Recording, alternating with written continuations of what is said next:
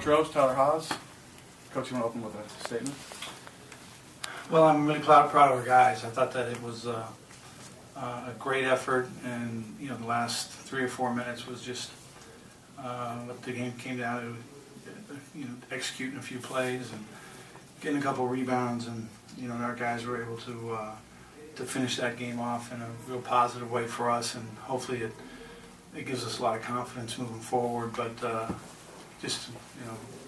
general thought right off the top of my head is that I couldn't be happier for this group of guys, because they came off a tough loss the other night and rebounded well and got a big win. So I'll take any questions.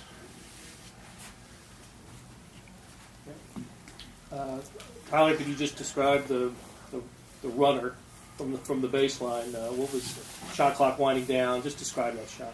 Yeah, I think we had a play called, and I think we ran the play, and Texas defended it really well, and so time was just running down, and Eric was in the corner, and he was acting like he wanted me to come off for a little handoff, and I've shot that shot sometimes in horse and after practice, just the runner, and I was happy it went in.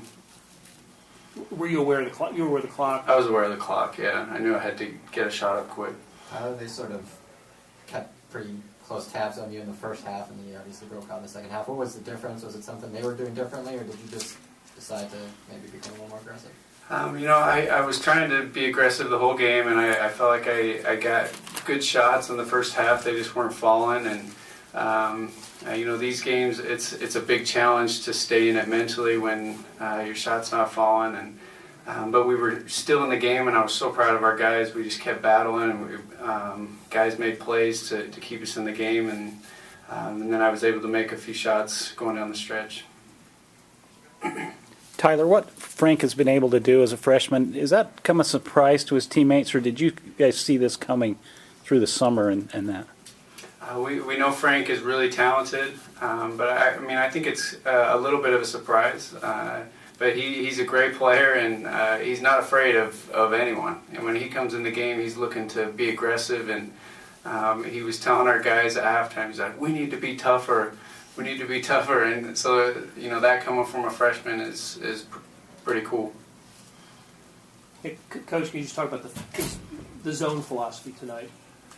And we played mostly man-to-man all year long, but we really felt, after watching Texas's first 4 games, that their size, their physicality, their depth, and their length, would cause us some real issues. And so we felt like maybe we could zone them a little bit. They have 2 really good shooters that we felt we needed to get to on their guard line, which is number 3 and number 5, and they got free a couple times and hit shots. They're big guys. Number 10, Holmes and Connor. Lament, those 2 guys can really shoot the ball in the high post area, and so those were kind of our concerns going in. And then we felt like if we could rebound out of the zone, that we could play it for a while. Didn't intend to play it all 40 minutes like we did, but it just seemed to kind of work out that way. And then we got ourselves in a little bit of foul trouble early, and felt like the zone might keep us out of a little trouble that way. But it's another one of those games where you manage the minutes based on foul trouble, and then no one fouls out of the game. We have no one that's disqualified, and so maybe I just need to trust these guys a little bit more and play them, through that foul trouble. But for us to have our best lineup on the floor for the last 3 minutes of the game, I thought was a real advantage for us when trying to manage through 3 guys with 4 fouls with about 8 minutes to go. Dave, you had mentioned the Iowa State game, and what did you emphasize with this group, either in general going forward or especially also with Texas? Well, there were 2 things. Number 1 was the urgency of our next win. Okay, we needed to really play, because you get beat and you don't want that loss to kind of lead to another loss. And so I think the guys felt the real urgency to leave everything they have on the floor and try to get this win.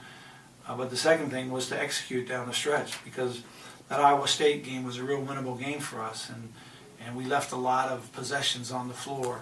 And I thought we executed way better down the stretch in this game, which obviously changed the results.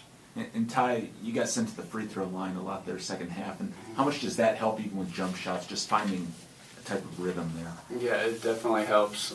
Whenever you can get to the foul line and see the ball go through the hoop a little bit, it definitely helps with confidence and rhythm. And yeah, I think that helped me tonight for sure. Ty, you guys made your first 6 3-pointers, and was it still kind of deflating that they were able to hang with you and catch you, or how did you guys keep from losing that? I mean, I think coming in, we knew that Texas was a really good team and long and athletic, and we knew they were going to fight us on the boards. And so, I mean, we were making shots, but we knew they were going to keep coming back, and we just kept battling and battling. It was a battle the whole game. In light of, for both of you, in light of Eric's scare with his eye the other night, how big was it just to have him back, and can you kind of evaluate his performance tonight? Yeah, I think Eric loves his new look with the goggles. I heard the next day after the Iowa State game, he brought those glasses in. He actually bought a bunch of them and was showing me all of them. So I don't think it really affects him at all. Eric's just a warrior inside, and he's another freshman like Frank, he's not intimidated by anyone, and even if he gets knocked down or gouged in the eye, he's just going to keep coming back at you. For me, I think that we talked about this. I'm really fortunate that he's able to play after that injury, because it could have been a lot worse. Ty can tell you that he had basically the same thing happen to his freshman year, and it was a lot more serious. Yeah. And so anytime you have an eye injury, you worry about being able to come back and when you're going to play your next game. And these games are so important for Eric. Eric continues to get better. Every minute he's on the floor, the experience that he gets, he's improving. And it's developing a lot of confidence in our team and the rest of our players. And for him to be able to play in this game and do well, I mean, he had 15.7 rebounds. Only got to play 26 minutes. He's the guy that I think could probably handle a little bit some more minutes than that. But